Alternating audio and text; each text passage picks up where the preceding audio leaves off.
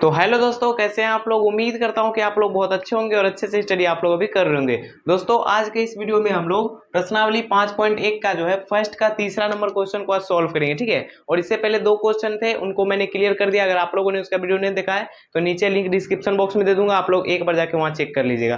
तो चलिए क्या करते हैं, अब स्टार्ट करते हैं। और आप लोग को यहाँ पे स्क्रीन पे क्वेश्चन दिख रहा होगा, आप लोग वहां पे पढ़िए। क्वेश्चन है हमारे पास कि प्रत्येक मीटर की खुदाई के बाद एक कुआं खोदने में आई लागत, जबकि प्रथम मीटर खुदाई की लागत 150 रुपया है और बाद में प्रत्येक मीटर खुदाई की लागत 50 रुपया बढ़ती जाती है। तो सबसे पहले यहाँ क्वेश्चन में क्या बोल रहा है कि क्वेश्चन में कि एक कुआं खोदा जाता है, ठीक है। जिसका मतलब बोल रहा है, यहाँ पे देख सकते हैं कि एक कुआं खोदने में आई लागत, जबकि प्रथम मीटर का मतलब 1 मीटर जब कुआं खोदेगा तो उसको मतलब 150 रुपया लगेगा।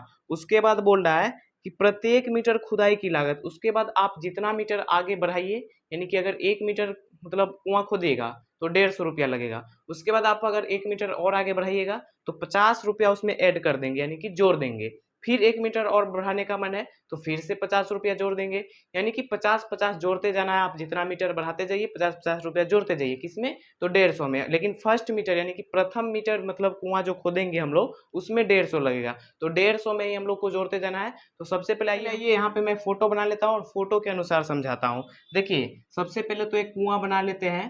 तो ये हमारे पास एक कुआं हो गया, ये क्या हो गया, ये कुआं हो गया। और उसके बाद यहाँ पे देख सकते हैं कि कुआं हो गया। अब उसके बाद क्या करेंगे, तो यहाँ पे देखिए 1 मीटर, यहाँ पे मान लेते हैं ये 1 मीटर है। और उसके बाद यहाँ पे इसका कितना बोल रहा है, तो 150 रुपया है। 1 मीटर के लिए कितना, तो 150 रुपया, यानी कि प्रथम मीटर के लिए 150 रुपया लागत है। तो उसके बाद 1 मीटर और बढ़ाने का मन है तो 1 मीटर और बढ़ा देंगे। यहाँ पे अगर तो 1 मीटर मैंने और बढ़ा दिया। तो अब क्या बोल रहा है कि अगर 1 मीटर और बढ़ाइएगा तो 50 रुपया बढ़ती जाती है। तो 50 रुपया 150 में बढ़ा देंगे तो यहाँ पे हो जाएगा 150 और प्लस में 50 रुपया, यानी कि 150 प्लस 50 कर दिए। और 1 मीटर बढ़ाने का मन है तो और 1 मीटर बढ़ाएंगे, यहाँ पे 1 मीटर और बढ़ा लेते हैं। तो देखिए यहाँ पे हो जाएगा फिर 150 प्लस 50, फिर से 50 हो जाएगा यहाँ पे। क्यों, क्योंकि यहाँ पे एक 50 पहले से ही बढ़ा रखे हैं दूसरे मीटर वाले में, तो तीसरा वाला में एक और 50 बढ़ा लिए। वैसे करके चौथा पांचवा भी बढ़ा सकते हैं, लेकिन हम लोग को तो यहाँ पे तीन मतलब तीन का ही काम है, A1 A2 और A3। तो इसीलिए हम लोग फर्स्ट A1 A2 और A3 ये तीनों निकाल लिए। अब इसी से हम लोग D1 और D2 निकालेंगे और पता चल जाएगा कि AP में है कि नहीं। तो आप लोग यहाँ पे समझ गए कि कैसे कैसे हुआ। तो चलिए अब क्या करते हैं, तो सबसे पहले यहाँ पे अब क्वेश्चन से मतलब सॉल्व करते हैं। तो सबसे पहले यहाँ पे लिख देंगे हल। और उसके बाद क्या करेंगे, तो यहाँ पे लिखेंगे कि प्रथम मीटर की खुदाई पर, यहाँ पे क्या लिखेंगे कि प्रथम मीटर कुआं खोदने पर, कुआं खोदने पर, खोदने है ना बुक में, हाँ खुदाई है, पर खुदाई पर कितना बोल रहा है, 150 रुपया लगेगा। कितना, तो 150। और यही 150 हो गया हमारे पास A1। ये क्या हो गया, A1 हो गया, ये 150। यहाँ पे रुपया लगा देते हैं।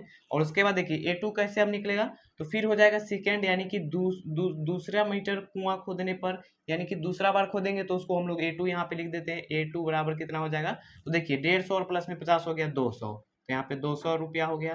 फिर तीसरा यानी कि A3 हो जाएगा हमारे पास यहाँ पे 150 प्लस 50 यानी कि 250 हो गया। तो यहाँ पे लिखेंगे 250 रुपया। उसके बाद यहाँ पे क्या करेंगे, तो अब D1 और D2 निकालेंगे। तो यहाँ पे सबसे पहले यहाँ पे फॉर्मूला लिख देता हूँ कि D1 के बराबर फॉर्मूला क्या होगा। तो D1 बराबर होगा, यानी कि दूसरा में से पहला घटाना है तो यहाँ पे लिखेंगे A2 माइनस A1, और दूसरा में से पहला को घटाएंगे, यानी कि 200 में से 150 घटा देंगे। तो यहाँ पे 200 माइनस 150 कर देते हैं, और यहाँ पे आ जाएगा हमारे पास 50। ठीक है, अब D2 निकाल लेते हैं, यानी कि D2 भी निकालेंगे तब जाके पता चलेगा AP में है कि नहीं।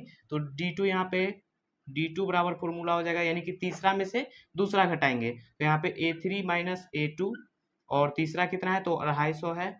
और उसके बाद यहाँ पे कितना है, दूसरा 200 है, 200 हो गया। और यहाँ पर भी देख सकते हैं कि 50 बचा। तो आप लोग यहाँ पे देख सकते हैं कि D1 भी 50 आया है और D2 भी 50 है, यानी कि दोनों समान है, यानी कि बराबर है। तो यानी कि यहाँ पे ये AP में है। तो हम लोग यहाँ पे लिख देंगे कि चूंकि यह सूची AP में है, AP में है, और यही हो गया इसका आंसर। तो उम्मीद करता हूं कि यह क्वेश्चन काफी अच्छे तरीके से आप लोगों को समझ में आ गया होगा। तो चलिए अब क्या करते हैं, तीसरा हो गया, चौथा लेते हैं और उसको अच्छे तरीके से समझिए। दोस्तों अब हम लोग क्या करते हैं, तो चौथा नंबर क्वेश्चन को सॉल्व करते हैं। और यह क्वेश्चन देखने में आप लोग काफी हार्ड लगता होगा, लेकिन हार्ड है नहीं, बस हम लोग जो है ना इसको मतलब 5 मिनट में सॉल्व कर देंगे, ठीक है। तो चलिए क्या करते हैं, तो सॉल्व करते हैं और आप लोग वीडियो को देखते रहिए, तब जाके आप लोगों को समझ में आएगा। देखिए क्वेश्चन है हमारे पास कि खाते में प्रत्येक वर्ष का मिश्रधन जबकि 10,000 रुपया की राशि 8% यानी कि 8% वार्षिक की दर से चक्रवृद्धि ब्याज पर जमा की जाती है। देखिए क्वेश्चन हम लोग को यहाँ पे समझने वाली बात यहाँ पे ये है कि क्वेश्चन में आखिर क्या बोल रहा है। क्वेश्चन में बोल रहा है कि यहाँ पे देखिए चक्रवृद्धि ब्याज का मतलब सबसे पहले जानिए क्या होता है। तो चक्रवृद्धि ब्याज का मतलब होता है कि ब्याज का ब्याज लेना, उसे हम लोग चक्रवृद्धि ब्याज कहते हैं, ठीक है। और यहाँ पे हमारे पास दर दिया हुआ है कितना, यानी कि यहाँ पे 8% वार्षिक की दर से, यानी कि दर हमारे पास 8% है। और उसके बाद फिर क्वेश्चन बोल रहा है कि प्रत्येक वर्ष, यहाँ पे समय कितना है, प्रत्येक वर्ष का मतलब हो गया एक वर्ष, प्रत्येक वर्ष में यानी कि एक एक वर्ष। तो प्रत्येक वर्ष का मतलब एक वर्ष, यानी कि समय हमारे पास एक वर्ष है और दर भी दिया हुआ है यहाँ पे। तो चलिए अब सॉल्व करते हैं और सॉल्व करते करते आप लोग समझाते हैं हम आप लोगों को, ठीक है। तो सबसे पहले यहाँ पे हल लिख देते हैं और उसके बाद क्या करते हैं, तो अब सॉल्व करते हैं। तो सॉल्व क्या करेंगे, सबसे पहले हम लोग यहाँ पे लिखेंगे कि प्रथम वर्ष का जो है ना राशि, क्या लिखेंगे कि प्रथम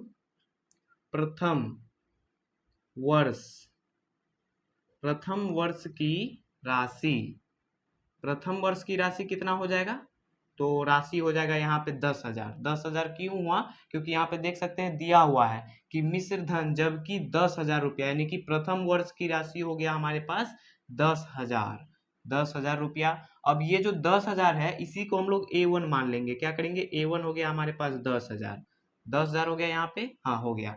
तो देखिए A1 10,000 हो गया, तो अब A2 और A3 निकालना है। तो A2 कैसे निकालेंगे, तो A2 निकालने के लिए सबसे पहले हम लोग को दूसरे वर्ष की ब्याज निकालना होगा। उसके बाद हम लोग को दूसरे वर्ष की राशि जो निकालेंगे ना, दूसरे वर्ष की राशि, जैसे यहाँ पे प्रथम वर्ष की राशि निकाले तो इसको A1 मान लिए, तो उसी प्रकार हम लोग को दूसरे वर्ष की राशि भी निकालना होगा, तो उसको हम लोग A2 मान लेंगे। लेकिन दूसरे वर्ष की राशि निकालने से पहले हम लोग को दूसरे वर्ष की ब्याज निकालना होगा।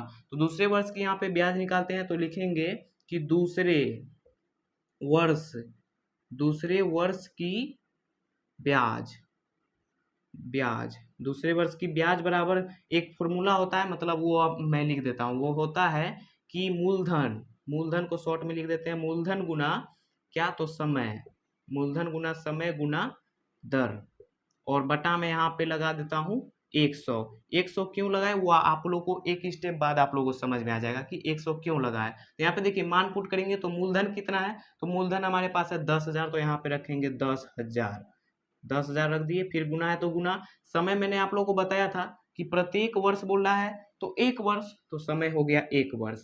गुना है तो गुना, फिर दर तो हमारे पास देख सकते हैं 8% है, तो 8 लगा दिए। और ये जो परसेंट है, जब हम लोग इसको परसेंट को मतलब चेंज करेंगे तो ये 100 के रूप में यहाँ नीचे बटा में चेंज नहीं हो जाएगा, इसीलिए 100 यहाँ पे लिखे थे यहाँ पे, ठीक है। तो अब आ गया ना समझ में कि 100 क्यों लिखे थे, परसेंट को मतलब चेंज किए थे बटा में, तो 100 लिख दिए। अब देखिए जो जो कट रहा है वो कटा देंगे, यानी कि 2 जीरो नीचे कटेगा और 2 जीरो ऊपर कट गया, तो बचा यहाँ पे 100। फिर 8 गुना करेंगे तो 8 ही होगा, तो 8 गुना 100 करेंगे तो 800 हो गया। तो हमारे पास जो यहाँ पे निकल के आया वो 800 निकल के आया। अब देखिए दूसरे वर्ष की ब्याज निकल के आया है 800। अब हम लोग को दूसरे वर्ष की राशि निकालना है, तो वो कैसे निकालेंगे, तो यहाँ पे लिखेंगे कि दूसरे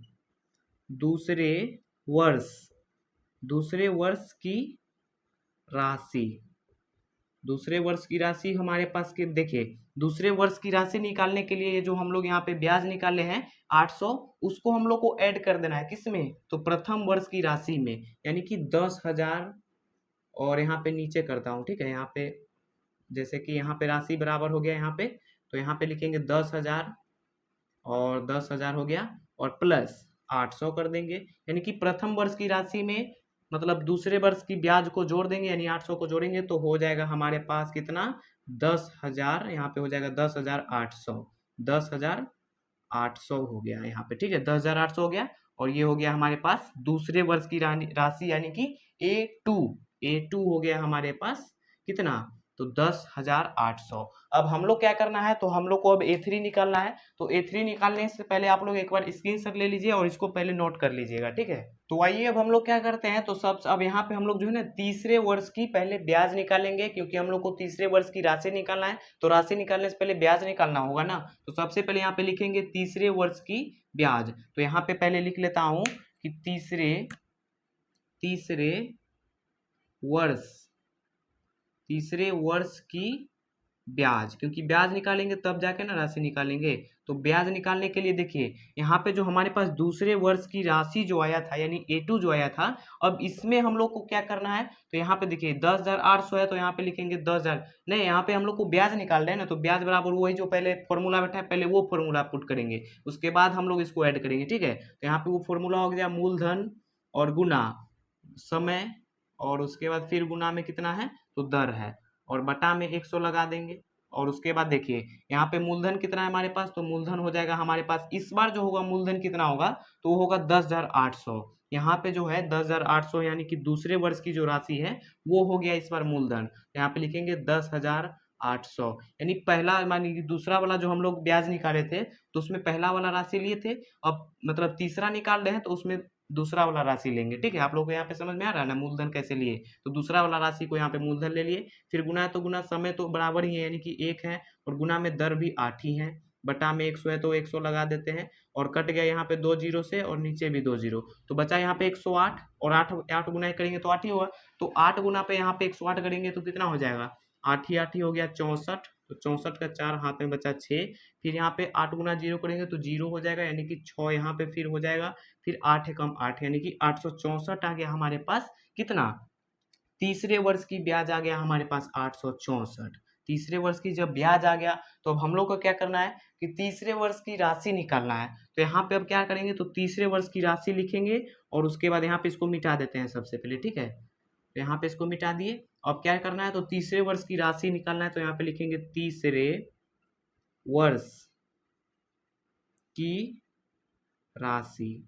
और राशि निकालने के लिए क्या किए थे उसमें दूसरे वाले में कि मतलब 10,000 में जो ऐड कर दिए थे, लेकिन इसमें हम लोग को ऐड कहाँ पे करना है, तो ये जो दूसरा वाला राशि आया था ना इसमें हम लोग को ऐड करना है तीसरा वाला, ये जो आया है क्या ब्याज आया है उसी को ऐड करना है। तो दूसरा वाला मतलब की राशि कितना था, तो था 10,800, और उसमें ऐड करेंगे कितना, तो 864 864 को ऐड करेंगे, यानी कि दूसरा वाला राशि में तीसरा वाला ब्याज को ऐड करेंगे तब जाके तीसरा वाला राशि निकलेगा, ठीक है। तब यहाँ पे हमारे पास कितना हो जाएगा, 4 का 4, फिर यहाँ पे 6 का 6, और 8 हो गया 16, फिर हाथ में बचा 1, और यहाँ पे फिर 1 हो गया, फिर यानी कि 11,664 आ गया हमारे पास A3 और बोले तो यहाँ पे तीसरे वर्ष की राशि आ गया है हमारे पास 11,664। तो हमारे पास A1 A2 A3 सब निकल गया है। तो अब हम लोग को क्या करना है, D1 और D2 निकालना है। तो आइए यहाँ पे क्या करते हैं, तो सबसे पहले लिख देते हैं कि A1 कितना है।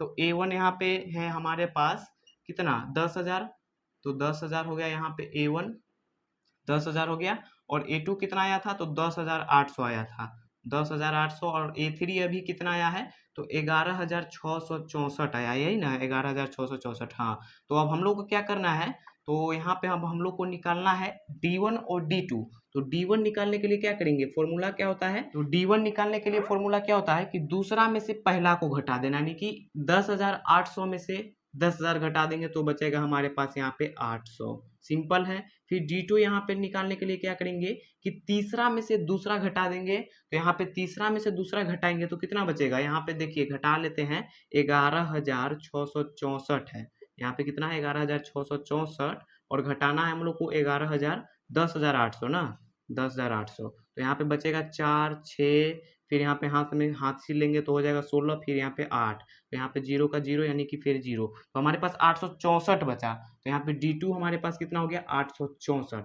अब आप लोग बताइए कि D1 और D2 बराबर है, D1 और D2 बराबर यहाँ पे आया नहीं आया, क्योंकि D1 आ गया 800 और D2 आ गया 864। तो जब बराबर नहीं है D1 और D2, तो अब हम लोग क्या करेंगे कि यहाँ पे लिख देंगे कि यह राशि, यह जो है ना सूची मतलब AP में नहीं है, तो यहाँ पे लिख देंगे पहले कि D1 इक्वल नॉट D2, और उसके बाद लिख देंगे यहाँ पे नीचे में क्या लिखेंगे कि चूंकि यह सूची, यह सूची क्या एपी में नहीं है, एपी में नहीं है, और यही हो गया इसका आंसर। तो उम्मीद करता हूं कि आप लोगों को यह क्वेश्चन काफी अच्छे तरीके से समझ में आ गया होगा। इसमें हम लोग क्या किए, तो शुरू से एक बार और समझ लीजिए। सबसे पहले हमने क्या किया कि प्रथम वर्ष की राशि मान, मतलब यहाँ पे दिया हुआ है 10,000, तो यहाँ पे क्वेश्चन में दिया हुआ है प्रथम वर्ष की राशि 10,000। उसके बाद इसी को हम A1 मान लिए, और उसके बाद हम लोग को अब दूसरे वर्ष की राशि निकालना था। तो दूसरे वर्ष की राशि निकालने के लिए पहले हम लोग क्या किए थे, तो दूसरे वर्ष की ब्याज निकाले थे। ब्याज कैसे निकाले, तो यही एक फॉर्मूला, मतलब आप लोग याद कर लीजिएगा। ये फॉर्मूला नहीं है, वैसे आप लोग इसको फॉर्मूला ही समझिएगा, ठीक है। तो ये याद कर लीजिएगा कि मूलधन गुना समय गुना में दर बराबर बटा में 100। 100 बटा में इसलिए दी क्योंकि यहाँ पे देख सकते हैं परसेंटेज को जब हम लोग बटे में चेंज करेंगे तो 100 नीचे देना होगा, तो इसीलिए जो है ना 100 दिए थे यहाँ पे। उसके बाद हमारे पास दूसरा वाला भी राशि आ गया था, तीसरा वाला ब्याज निकाले, तीसरा वाला यहाँ पे राशि भी निकल गया ब्याज निकालने के बाद। और उसके बाद हम लोग यहाँ पे D1 और D2 निकाले, तो देखिए बराबर नहीं है, तो हमारे पास यहाँ पे लिख दिए कि ये पी में नहीं है, और यही हो गया इसका आंसर। तो उम्मीद करता हूँ कि ये मतलब दोनों क्वेश्चन आप लोगों को काफी अच्छे तरीके से समझ में आ गया होगा।